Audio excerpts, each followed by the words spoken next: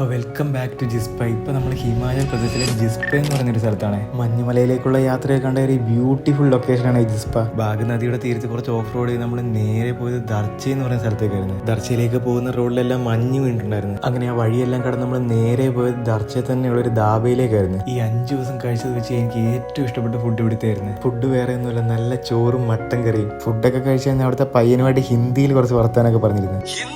അങ്ങനെ അവൻ്റെ അടുത്ത് കുറച്ച് നേരം ഹിന്ദിയൊക്കെ സംസാരിച്ച് നമ്മൾ യാത്ര ചെയ്ത് തുടങ്ങി. പോകുന്ന വഴിക്ക് നല്ല ഹൈറ്റിൽ മഞ്ഞ് കട്ടകൾ റോഡിന്റെ സൈഡിൽ ഇരിക്കുന്ന കണ്ടേ. അങ്ങനെ നമ്മൾ ബാരാലാച്ച പാസിന് 30 കിലോമീറ്റർ മുന്നേ ഉള്ള ഒരു സ്ഥലത്തെത്തി. ഇതിന് മുമ്പിലേക്ക് നമുക്കിനി പോകാൻ കഴിയില്ലേ, മഞ്ഞ് വീണ് റോഡ് ക്ലോസ്ഡ് ആണ്. ശരിക്കും ആദ്യമായിട്ട് മഞ്ഞെടുത്ത് കാണുമ്പോൾ ഒരു എക്സൈറ്റ്മെന്റ്, അതൊരു പ്രത്യേക ഫീൽ തന്നെയായിരുന്നു. പിന്നെ നമ്മൾ മഞ്ഞത്ത് വരെ എന്ത് ചെയ്യുക, അത് തന്നെ അവിടെയും കാണിച്ചു.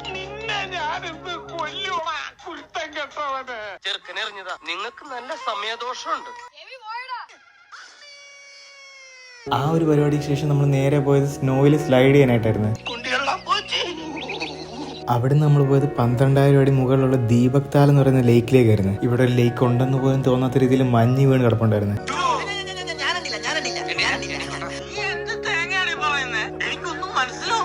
ഇപ്പൊ സമയം ഏതാണ്ട് വൈകിട്ട് ഒരു 5:30 മണിയോട് അടുപ്പിച്ചായ. ഇവിടെ ഇങ്ങനെ നിൽക്കും തോറും തണുപ്പ് കൂടി വരുന്നുണ്ട്. നമുക്ക് ഇനി ഒരു 10-70 കിലോമീറ്റർ കീലോങ്ങിലേക്ക് ഡ്രൈവ് ചെയ്യാനുണ്ട്. ഒരു ചായ കുടിച്ച് റെസ്റ്റ് എടുത്ത് നേരെ കീലോങ്ങിലേക്ക്. അപ്പൊ ബാക്കി വിശേഷങ്ങളായി അടുത്ത വീഡിയോ കാണാം. ബൈ.